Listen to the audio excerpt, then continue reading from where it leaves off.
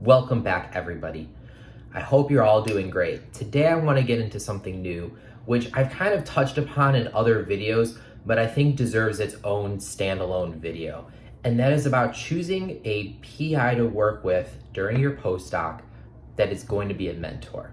Now, this is going to seem kind of convoluted to you. If you're reading the title, you're going to think, well, of course, like wherever I go and I, go to do a postdoc, of course my PI is going to be my mentor. But what I don't mean is like mentor in name. What I mean is mentor in action. So let's kind of dive into this and talk about how a lot of PIs are with their postdocs and how, a PI should be.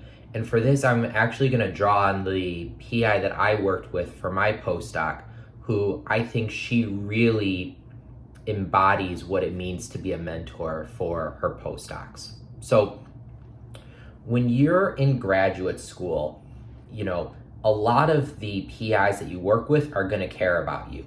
I think more so than when you're a postdoc. When you get to the level of a postdoc, a lot of the PIs look at you as a way to really churn out data for their own grants and to churn out papers for their lab. You are sort of the labor for the lab, if you think about it, right? So if economic currency in science is how many R01s you have and how many papers you've published, especially in higher tiered journals, the way that a PI can accomplish that is by having postdocs that have success, then using that to snowball into getting more funding, being able to get even more postdocs, and next thing you know, they have 6, 7, 8, 10, 12 postdocs that are carrying out multiple projects, publishing in good journals, and they're able to snowball this into a lot of publications and into a lot of grants, and that leads them to be able to have, a bigger CV and ultimately move up that ladder from assistant professor all the way up to, a full professor. So a lot of them are going to look at you in that light, that they're hiring you, they're paying you, they're not your, grad school advisor to hold your hand. You're there to produce data for them. Now, what that creates is this environment of, I think, lack of really ingenuity. Because what you do is you end up looking at your PI as somebody they don't care about you. They're just using you as a means to their goal.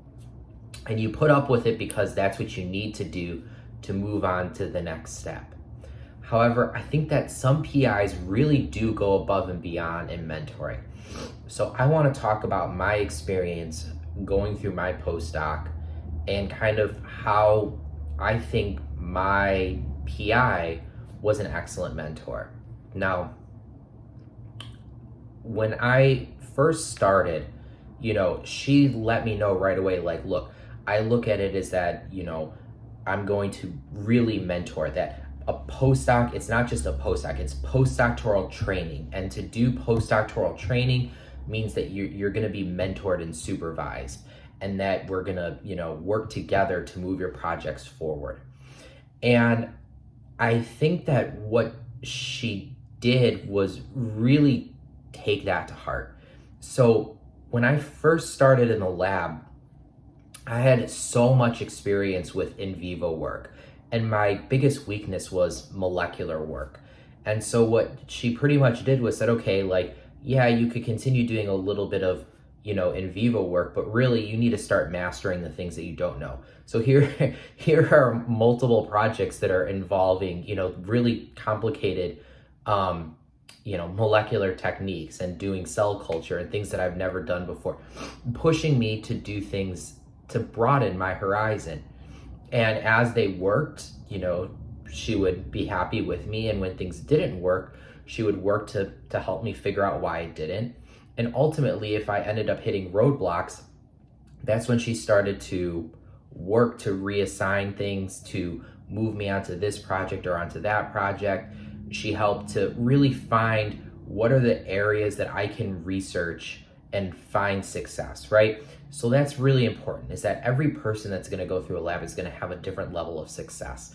And if you're a PI and all you care about is churning out papers, you really don't care about having each person find their own level of success. What you care about is just churning out papers.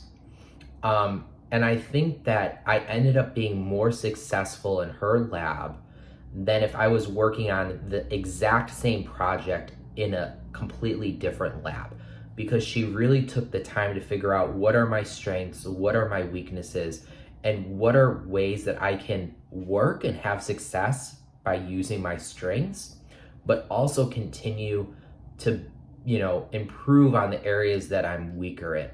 And over time, I really could feel like I had tremendous growth. In fact, when I went through my PhD, obviously I grew, and I think everybody's gonna grow. But I think the time period that I had the most scientific growth was during my postdoc, especially during one-on-one meetings that I had with my PI. She really can grill into you, but I feel like I really learned what did it mean to think critically. So I would think critically after graduate school, but really with her was the first time that I really began to look at things in a totally different light than I ever had before. And again, if you have a PI that cares about you and wants to mentor you, they're going to push you. They're going to, keep digging and digging and digging until you find a way, to move your stuff forward. And when you do that, that's how you learn to really think critically. I don't think that's going to happen when you don't have a PI that really is invested in your success. And ultimately, it was the way that I learned how to think about science that I eventually landed on had the confidence to then go ahead and say, I want to go into industry. That, I did want to do academia, but now I have these tools that I still use today that I've learned here, and I think that I'm ready for a bigger challenge. And that's moving to industry, because all I had known at that point was academia, except for, what I had seen from maybe my wife or from a couple of colleagues, but I didn't quite know as much about it. And I had the confidence to make that jump because I had confidence in my abilities from the training that I had received.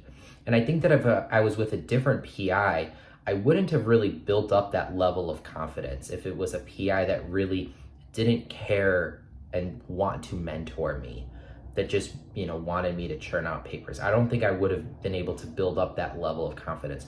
Certainly, I wouldn't have had the confidence that I had to be able to start like this YouTube channel and to talk to all of you guys about, what does it mean to be successful as a graduate student or a postdoc or afterwards. I wouldn't have felt that I had been successful enough to do that.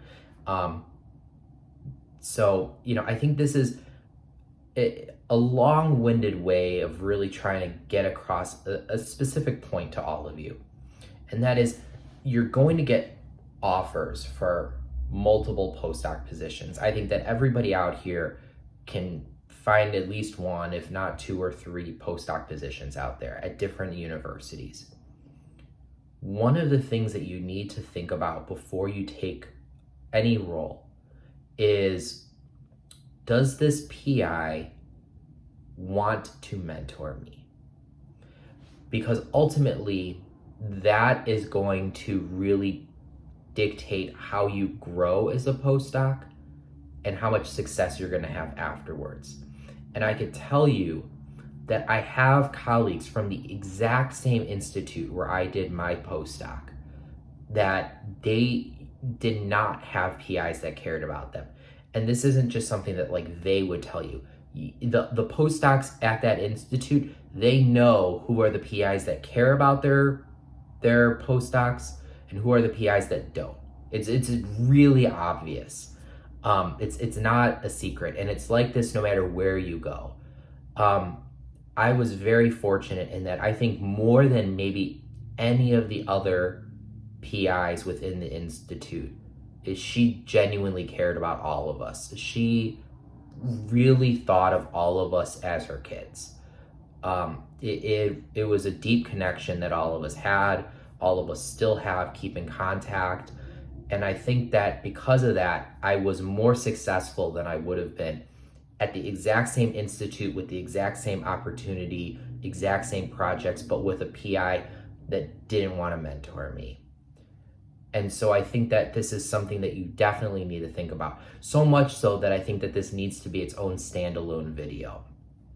So yeah, with that, I'll catch you guys in the next one. If you guys, have any thoughts about this, make sure to leave them in the comments below. I'll catch you. Bye.